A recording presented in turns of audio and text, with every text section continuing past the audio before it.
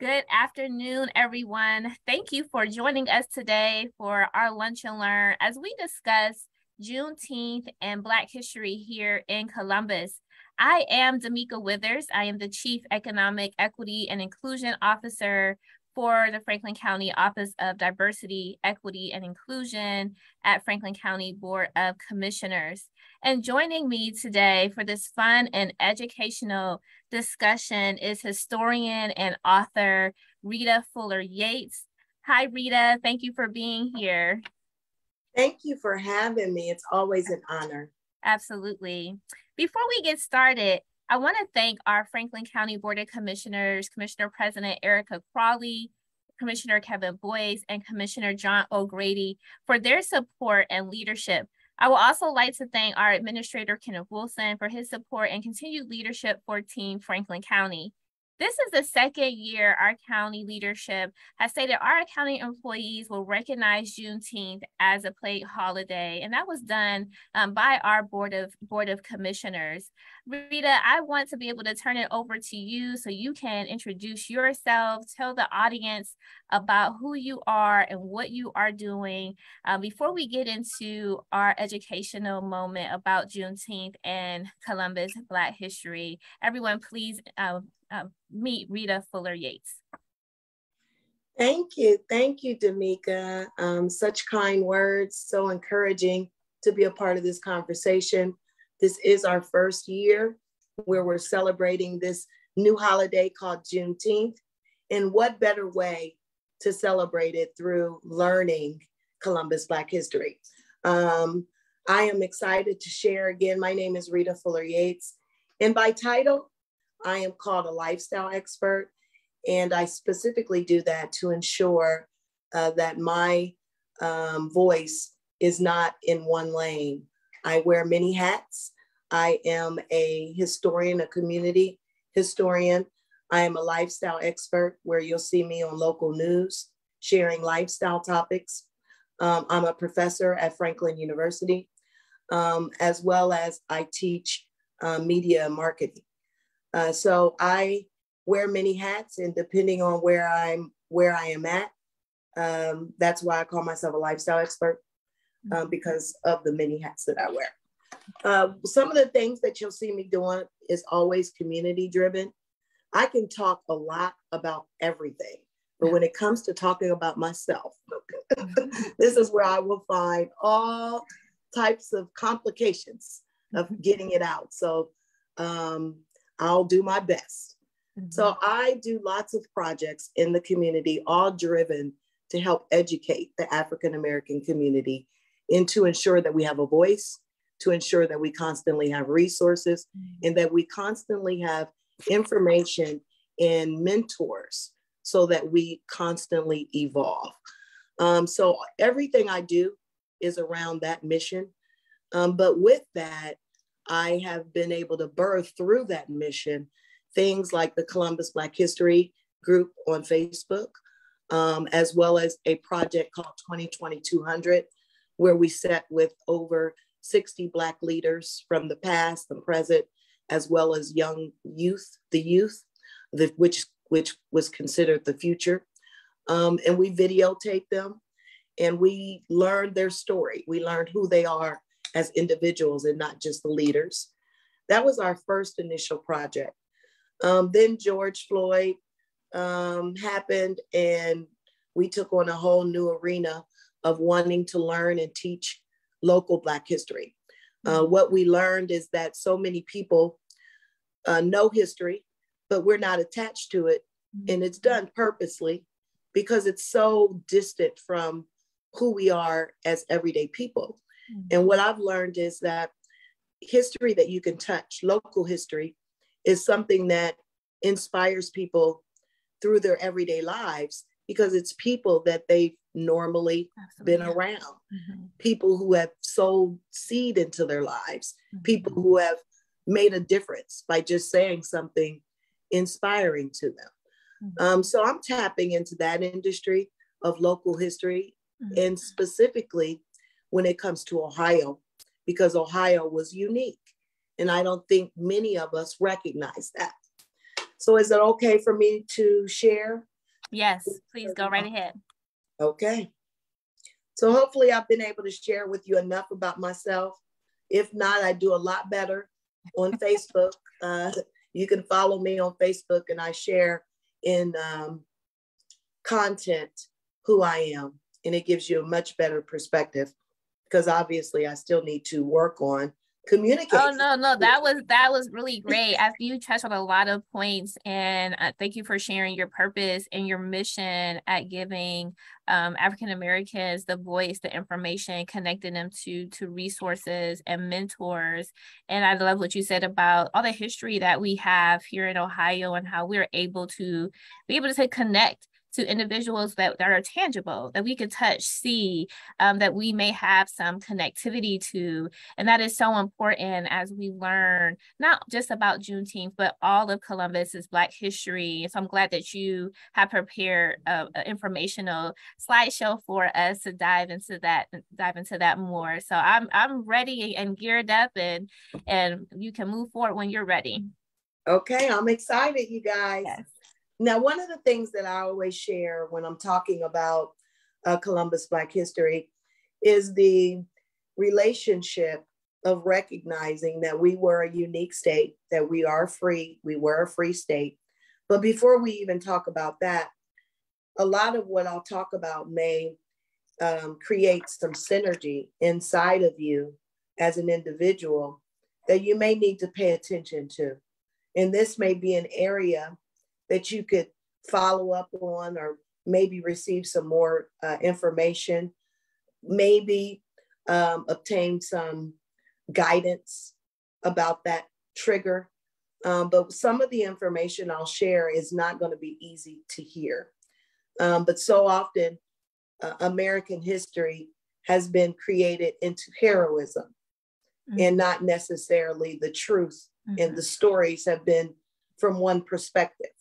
So if all the people involved in the story was all at the table, able to tell their piece of the story, then that changes the whole perception of the story. But since it always came from one lens, it sometimes spoke differently, even to the culture that's in the story. So I use this example of, before I get started, so people can see what happened in America, I use the selfie analogy. And I basically say, let's say every culture, let's say Black, white, Native, and Latino were all at the table. And at the end of the meeting, we decided to take a selfie, as we all do today, to just celebrate the occasion of us gathering. So we take the selfie, and we all knew that we were there, and we all understood the stories and the perceptions of the information that we were sharing regarding our culture. But then at the end, somebody takes that picture and they crop out everybody in the photo but the white person. That really is American history today. So we were all there. All our stories was at the table, but the only story that was able to be told was the white story. And it was told from their perspective. So now we have an opportunity to share our own stories. Some of them will be heavy for especially the white culture, but where I tell the Black culture when it comes to history is having a little sensitivity, knowing that America not only hurt us, but it hurt them as well. So we've got to be able to take some steps back, evaluate what happened, and see what it is that we can do to create better community moving forward. So what is Juneteenth? Juneteenth, I'm gonna do it in a simple version, in an elementary version. So most of us identify Juneteenth with the Emancipation Proclamation. And although that is a part of the story, Emancipation Proclamation started the conversation and was a threat from President Lincoln to the Confederates that said, look, let's just end slavery. Well, these rebel states wasn't having it. They were like, we've been here all this time. We've been making wealth. We're not listening to you. So of course, that made him create an order. The order is called Emancipation Proclamation. That order was created in 63, January of 1863. Now, keep in mind, in Columbus, Ohio, in January of 1863, we were a free state since 1803. But before I talk about Ohio, let me sum up Juneteenth. So the 13th Amendment was signed in 1865. And so many of us confuse what ended slavery. We always say Emancipation Proclamation ended slavery. Well, that's not the case. Emancipation Proclamation was the event that occurred on June 19th, 1865 in Galveston, Texas, that the Union soldiers would show up at their plantation and say, "You're free." Well, we all know the juicy story is that Emancipation Proclamation was signed 2.5 years prior. So we sit and say, "Oh, they didn't know that emancipation ended slavery, so they were still enslaved." Well, no, that was just an order. And in most cases, you want to follow the order. But Texas could have cared less because they just received their independence, or I should say received commitment to United States 20 years prior. They belonged to Mexico in 1845. So as we can know now, government takes time to be established. It takes time to create leadership. It takes time to understand who the leadership is and who we're listening to. And Texas was not respecting the United States. They had their own government. So when we showed up on that day, and we, of course, the Union told the plantation slaves that they were free, they created a celebration that we now know as Juneteenth. Originally, it was called the Jubilee, the celebration. But now we know it's called Juneteenth. Now we understand why we celebrate it. But what I want to make sure that you're really clear on is Emancipation Proclamation was the order. It literally started the conversation. December of 1865 is what ended the conversation when the 13th Amendment was signed. So when you are in the room with your historians, make sure you have those two entities correct. Emancipation Proclamation did not end slavery. Now, what was going on in Ohio in 1863? Now think about this. In 1803, Ohio becomes a state. Prior to this becoming a state, we only had the 13 colonies, where why we celebrate the 4th of July is we became independent from the British. We understand that, right? The American history books does a good job explaining that. What they don't always explain is that Ohio was the test tube babies. It was the first state that would create what it means for free Black people and free white people to live together. That was in 1803. So never in the state of Ohio has there been enslavement. So if you were born in Ohio, you have never been a slave. You were not a slave. And so often we miss those time frames because we group ourselves with other cities and states. So after Ohio became a state, come 1810, we literally had 43 free Black people living here in Columbus. Aggie Lewis was the first African-American drayman in Columbus. And he created a momentum for the community that saw Black people differently. Now, keep in mind, the rest of the country is enslaved at this time. Here in Columbus, Ohio, I'm gonna name just two African-American men that were making a difference in our community at a time when everyone else was enslaved. So let's talk a little bit about this guy. His name is David Jenkins, and he was born in Virginia in 1811. He came to Columbus in the 1830s, and in 1840, he started the first African-American private school for African-American children, where he, as well as African-American leaders from the community, gathered and taught the children. Now, at this time, we lived in downtown Columbus on a street called Water Street. Water Street is where Scioto is today. Many of us go down there and walk through the park.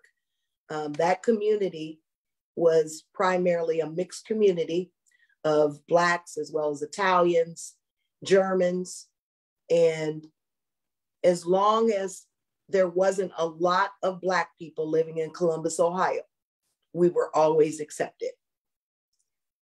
David Jenkins would not only become a leader for the African-American community, but he was also the man responsible for the first African-American disconnected.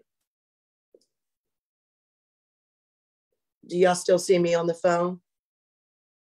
Yes, we can still see you. Okay. The slide presentation left? Yes. Okay. I don't know what's going on with that. Okay, so let me bring it back. Okay.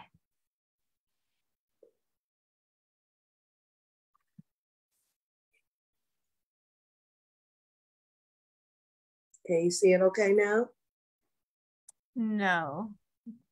It's here. It is coming. It is up. There it is. It is still. So David, you're on the David Jenkins slide. Yep. Okay. Mm-hmm. So just to sum up David Jenkins' significance is he would create the first African-American newspaper for the state of Ohio called the Palladium of Liberty. He would also work as one of the conductors in the Underground Railroad.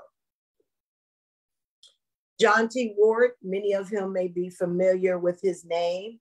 The Ward family actually has the oldest African-American business, not only in the city, not only in the state, but in the country, called E.E. Ward Moving Company.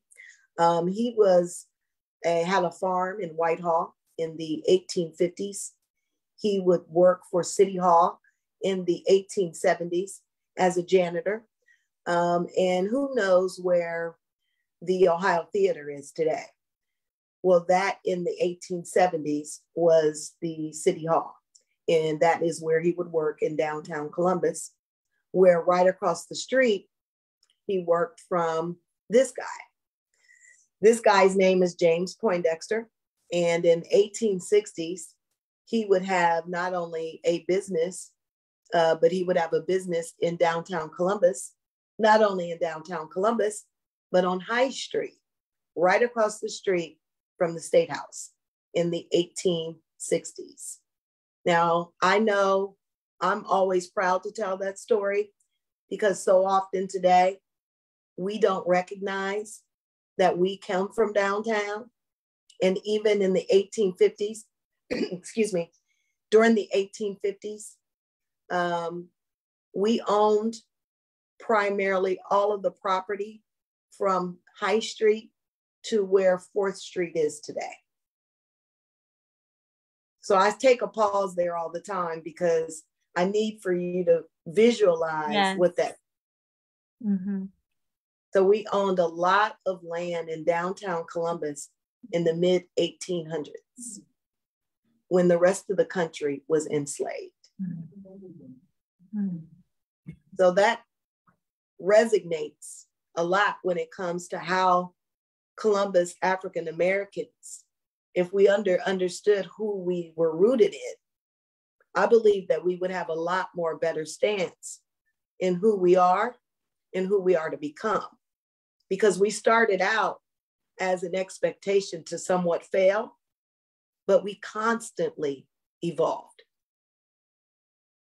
And that's basically what my story is when it comes to sharing African-American success, is proclaiming everything outside of slavery.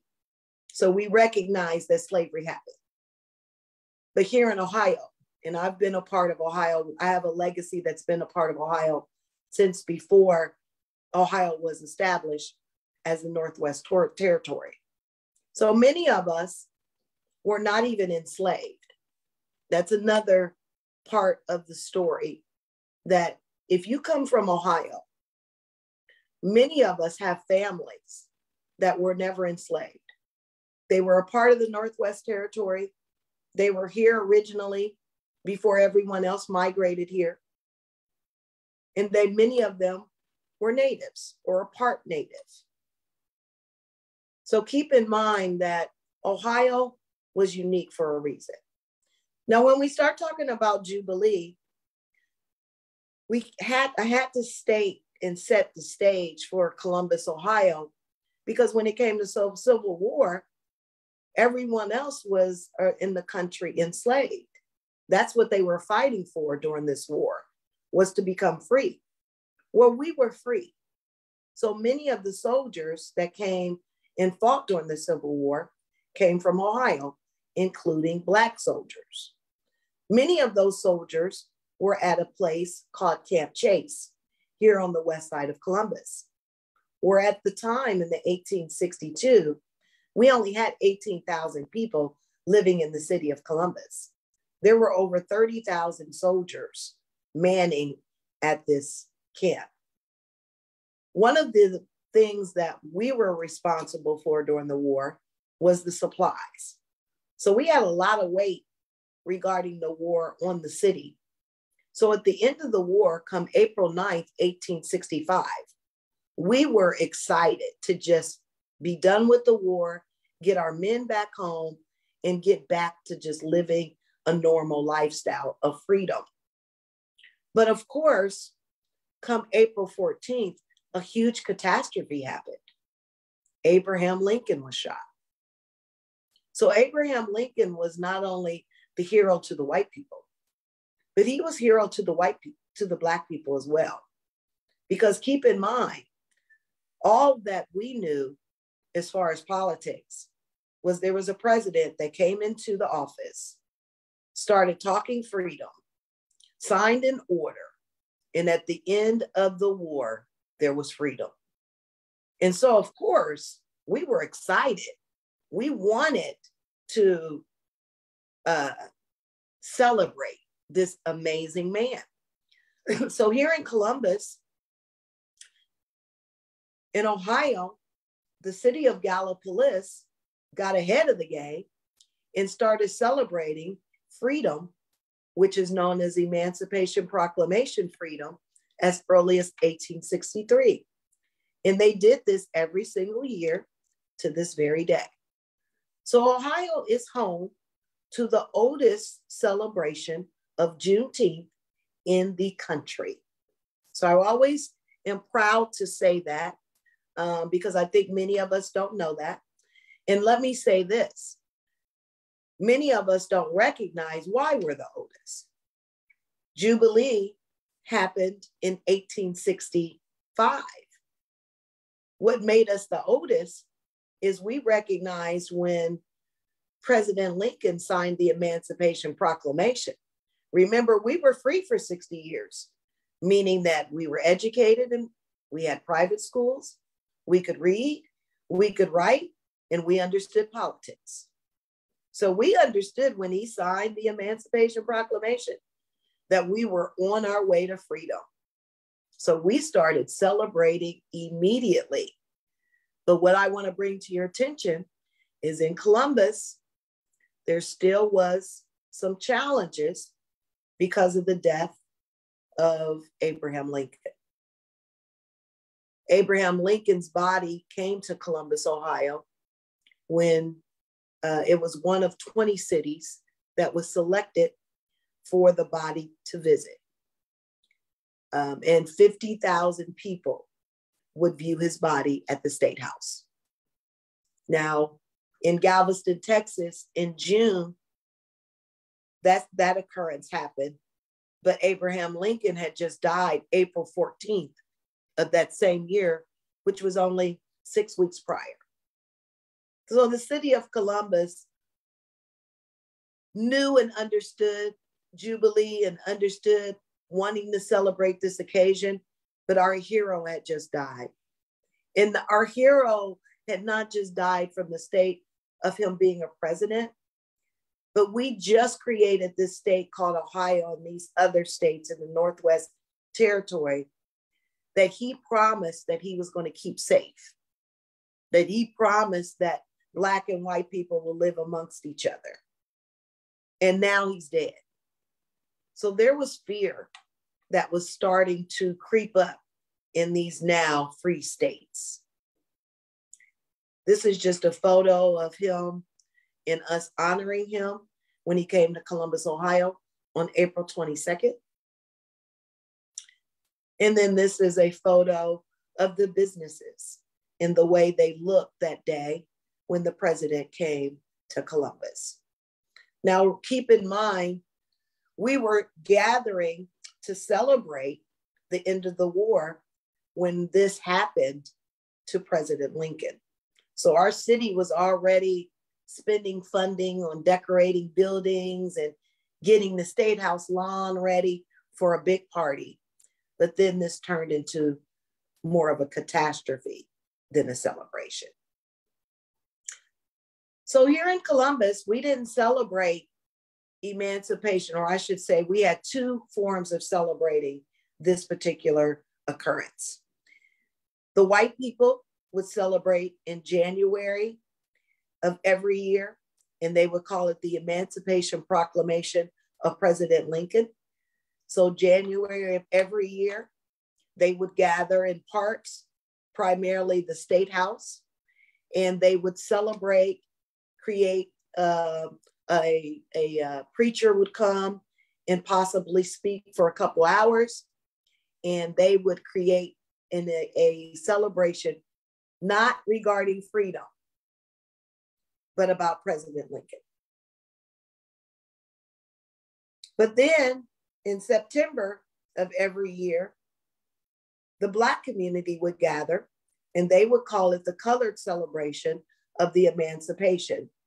And in particular, when I do my research, I look at newspapers, I look for books, I look for firsthand accounts of people who were in the space at this time. And what was shared with me was that it was always celebrated year after 1863.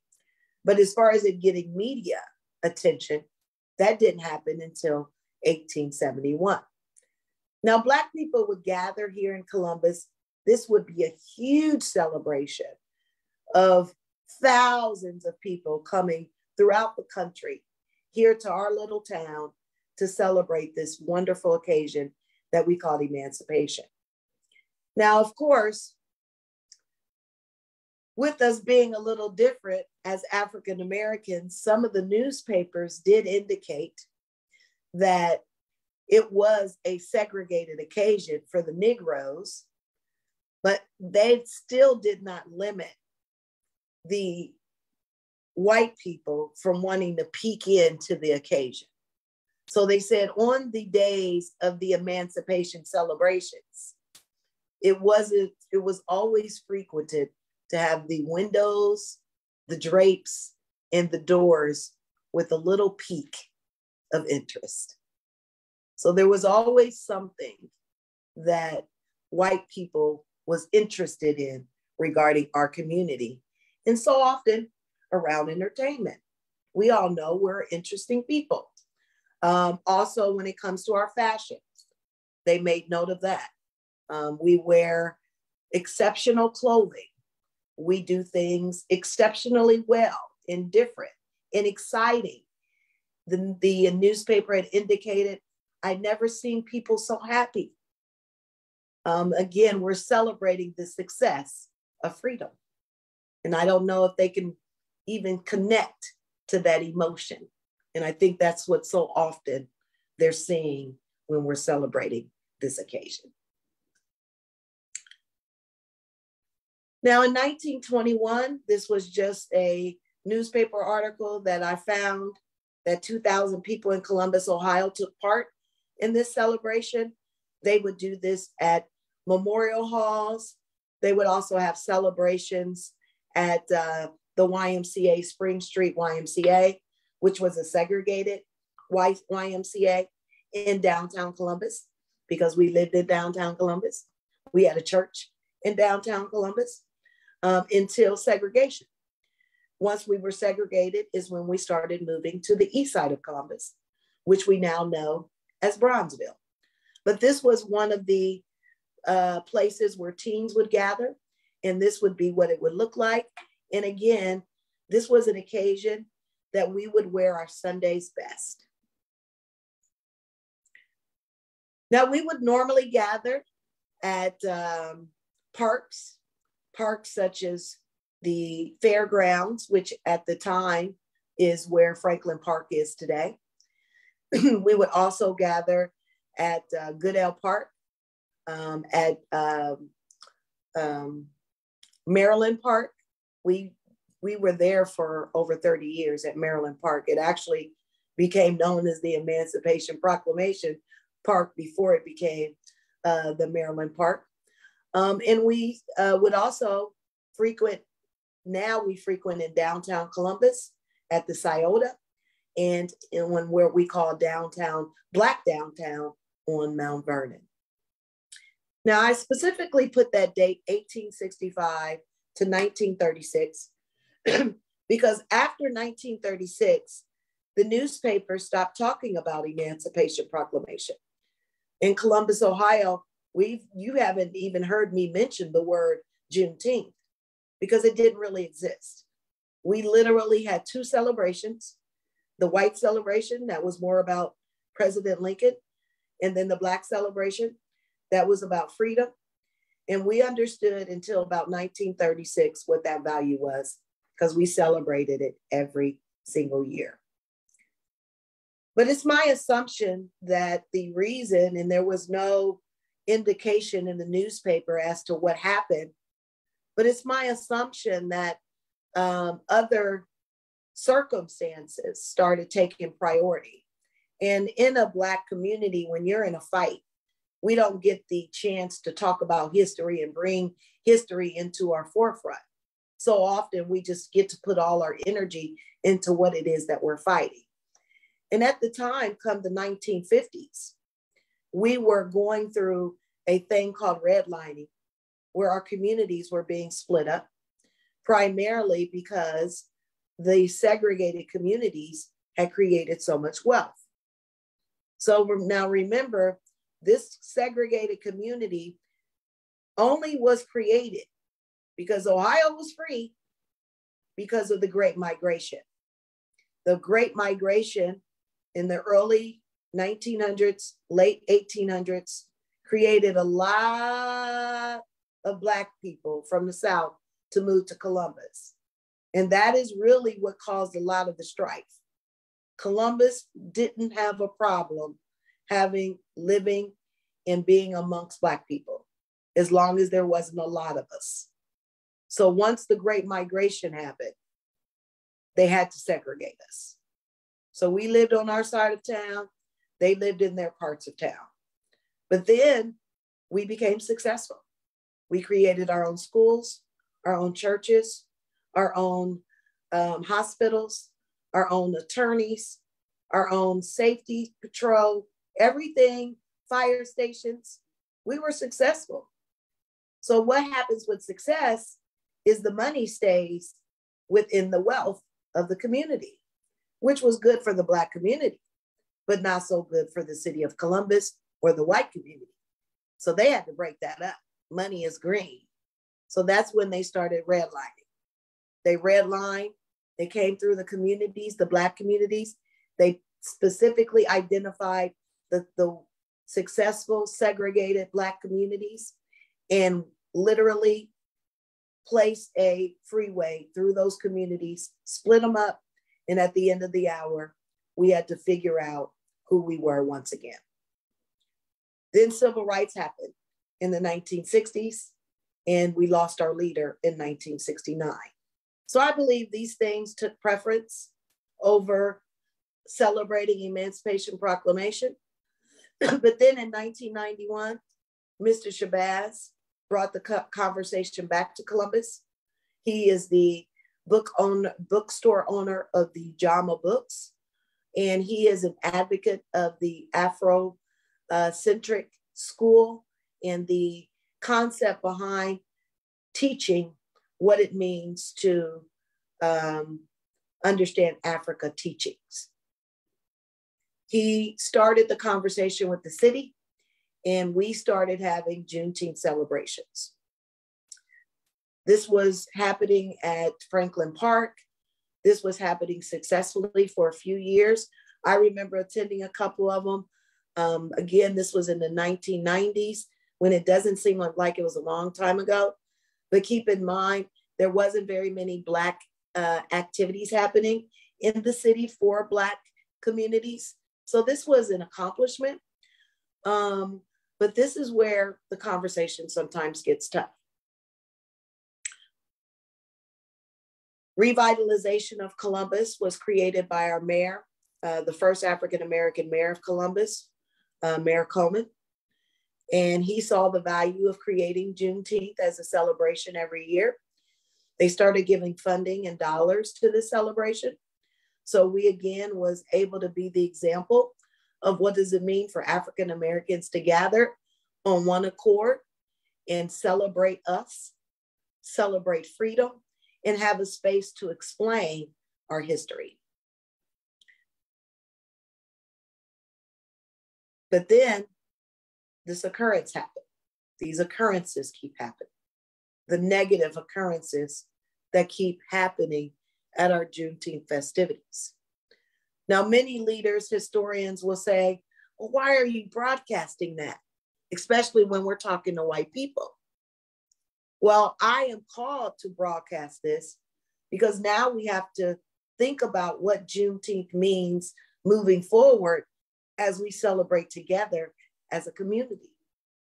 And me as a Black person was sometimes having to deal with myself when it comes to what is Juneteenth and what does it mean to celebrate freedom when freedom has been, shouldn't say freedom, slavery has been over, and we continue to remind ourselves of slavery and not the accomplishments that came out of slavery.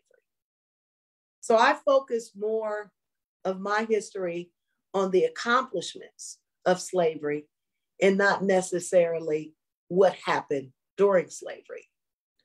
The Juneteenth celebration sometimes falls in line with wanting to focus on slavery. And I believe that with us being a state that was the example of white and Black people living together, we have an opportunity right now to create something new, to create a new brand, a new awareness of what does it mean to celebrate Juneteenth together as communities and not just make it a Black thing. Or how do we even open the door to white people so that they feel more comfortable or confident being in the space celebrating Juneteenth? Because I've heard Black people say, well, that's our holiday. So how do we move forward as Ohioans and celebrate this thing that we now know as a federal holiday?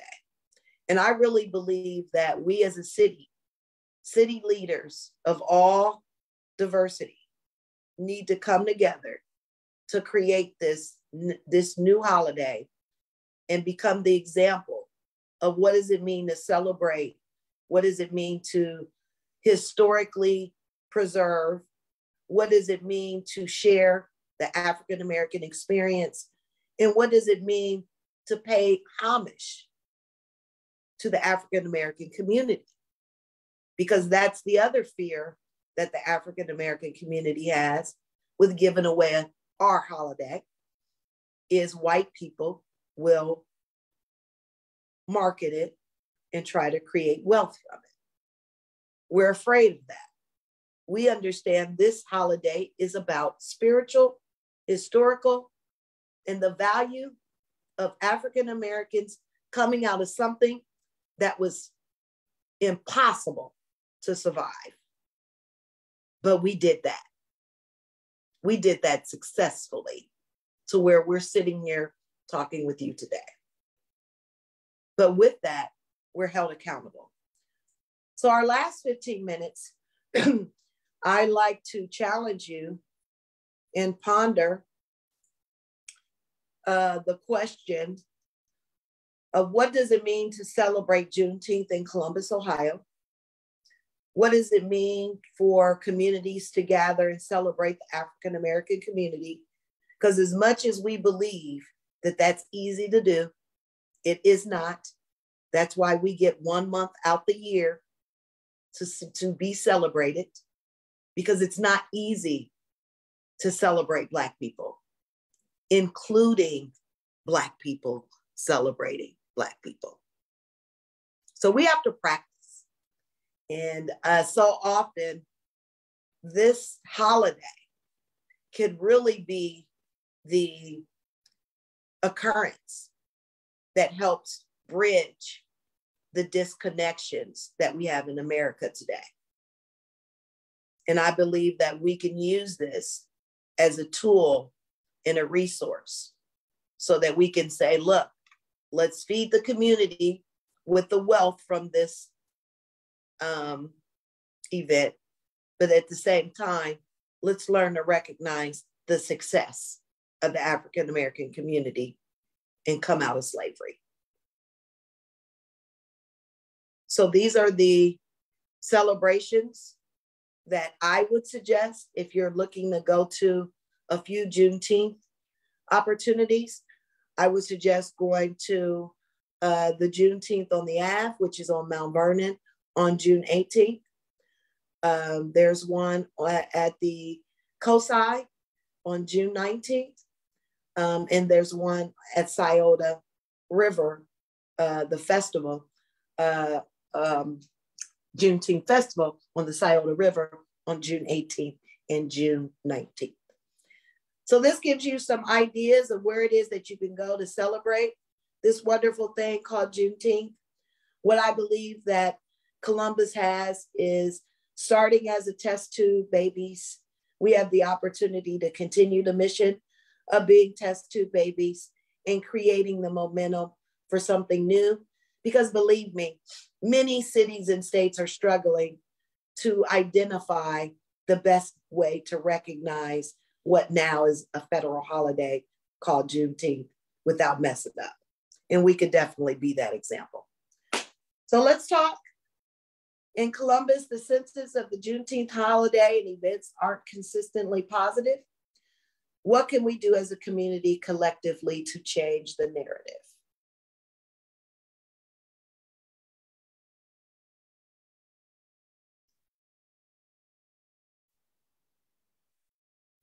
Ms. Rita, thank you so much for sharing your presentation and the rich history about Juneteenth and how it relates to Franklin County and the city of Columbus.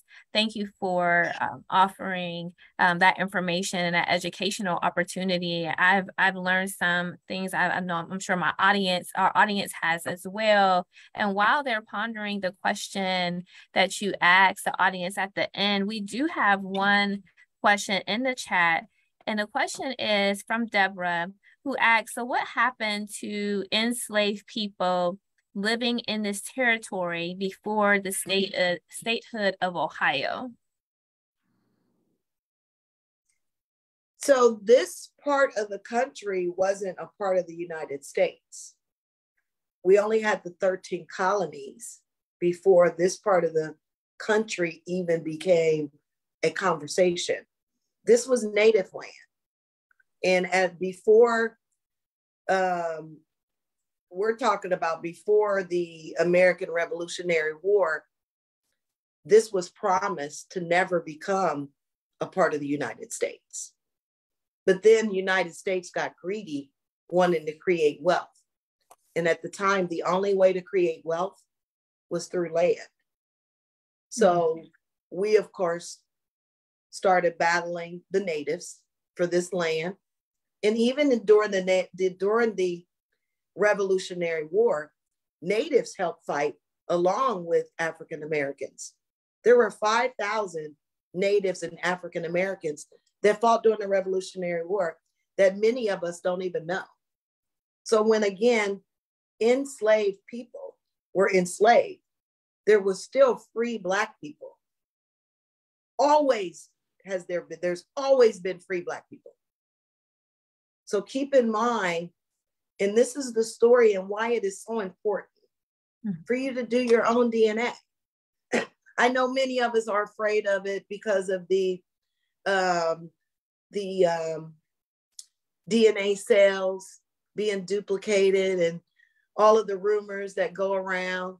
But this is what I've said about that.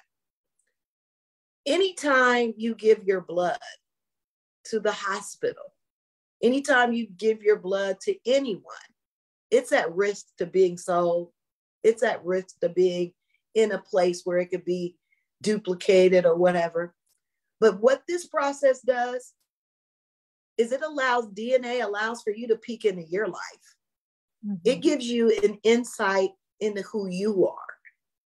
And so often as Black people, we run from who we are because it's scary to discover that many of us are white. I'm 48% white. And especially in the lineage, if you have a lineage from Ohio, I have a lineage that comes from the Northwest Territory. So I wasn't enslaved. And that DNA helps support that. So I'm a big advocate of those individuals who, if you have a long legacy in Ohio, for you to really look at your DNA, and you can really look at us too and see our fair skin. In most instances, why it is, we were free.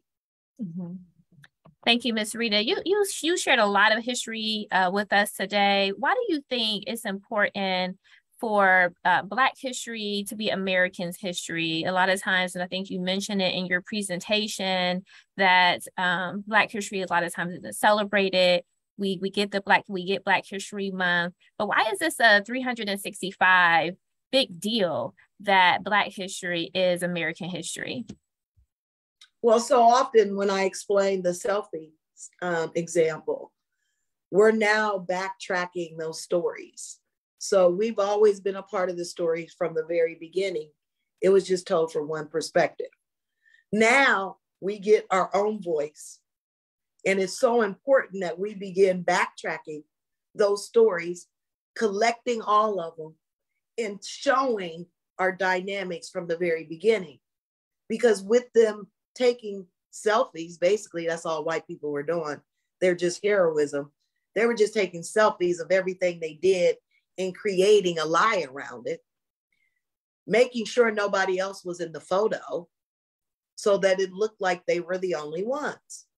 Well, now they're not going to go back and track Black history to look for our good stories. That's our job. So that's where I hold the Black community accountable. And I say, okay, now I can talk about them and make sure they understood where they were wrong.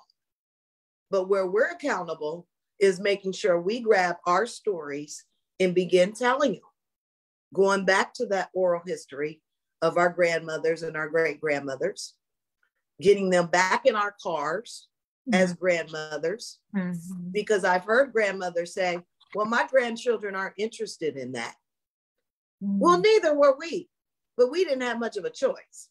You put them in that car, you go on columbusblackhistory.org, where we've literally created 12 virtual sites, and you drive your children around to those 12 sites. if nothing else, and talk about those 12 sites. Mm-hmm. And where I'm gonna also expand is we do Columbus Black History tours now. And you can find them on columbusblackhistory.org as well. And one of the things I talk about is using myself as Columbus Black History as the example.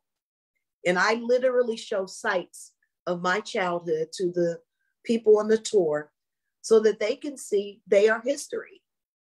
When you did something significant in a building as a teenager, that's history.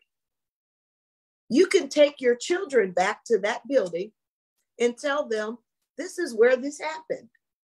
And then when you perish, that building can still be here. And that's a representation of your grandchildren's touching you. And that's the thing white people don't want us to know about. Statues in buildings, in streets named after them, they got confidence. I met a girl yesterday who's an Agler, who's heard of Agler Road. Yesterday, I met her and she didn't tell me. She had her name on her badge. And I looked and I was like, are you an Agler? And she was like, yeah. Now, mind you, she's married. She still is an Agler. She says, oh no, I'm not changing my name. Why do you think that is? She knows the power of her name.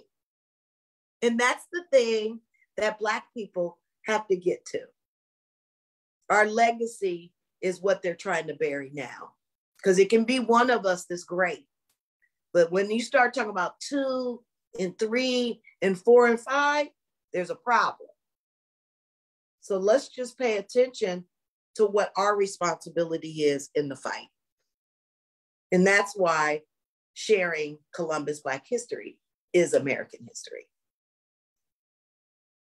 Thank you, Ms. Rita. We have about 5 minutes left. You shared at the end, towards the end of your presentation, the Juneteenth celebrations that are happening throughout the weekend.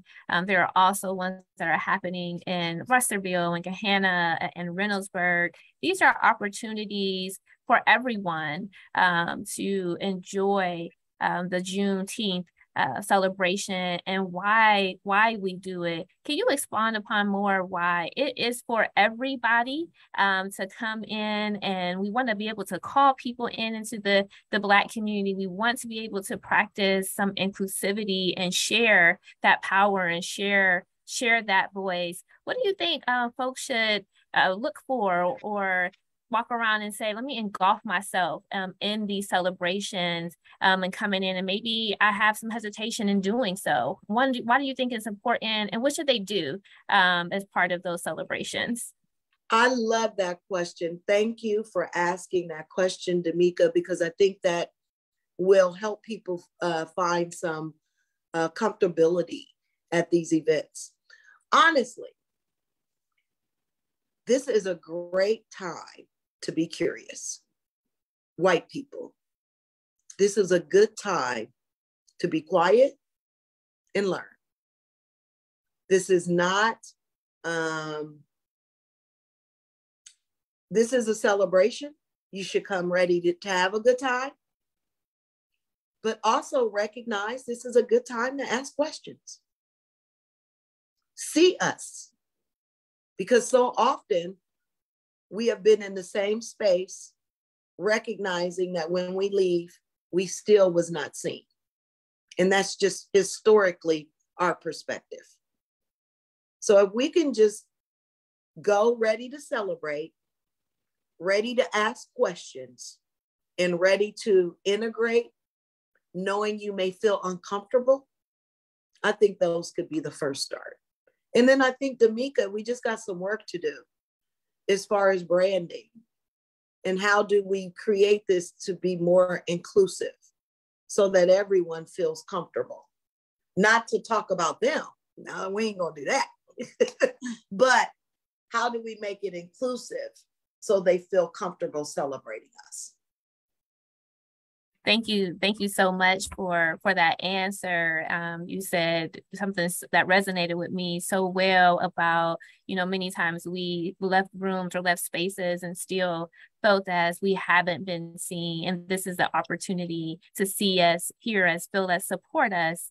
And that's just the beginning, right? So Juneteenth is a celebration of everything that you discussed about the emancipation of our African Americans being enslaved and being able to celebrate that, but also the support. This is a 365 opportunity to carry this out, moving forward, moving past this weekend and asking those questions, engulfing yourself and listening and hearing us. So I appreciate the information that you share. There's people in the chat on Facebook saying that this was valuable information. They really care. I just want to read one of the quotes. Thank you for sharing your perspective and role our city and state have played in the history of this holiday. This information you have shared can go a long way to promote understanding and inclusion for celebration in this important day. So thank you, Ms. Rita. Ms. Rita, where can individuals find you? You talked about the Columbus Black History Tours.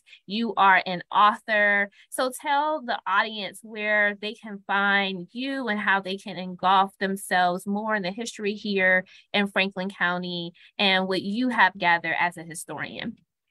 So we have made it easier for everyone. Everything we do is Columbus Black History. So we have a website, columbusblackhistory.org, where we have the virtual sites, as well as where we sell the book. We just launched a children's book. So that's also available, Just a Little Girl from Longstreet, which is my depiction of the historical figures that lived on my street, Longstreet. And then Columbus Black History on Facebook, making sure that you engage on there. There's close to 20,000 people on there, and they engage and they love sharing memories. Yeah. And then the tours. That's really what we're promoting right now. They started just 2 weeks ago, and they've been creating a lot of momentum, a lot of conversation.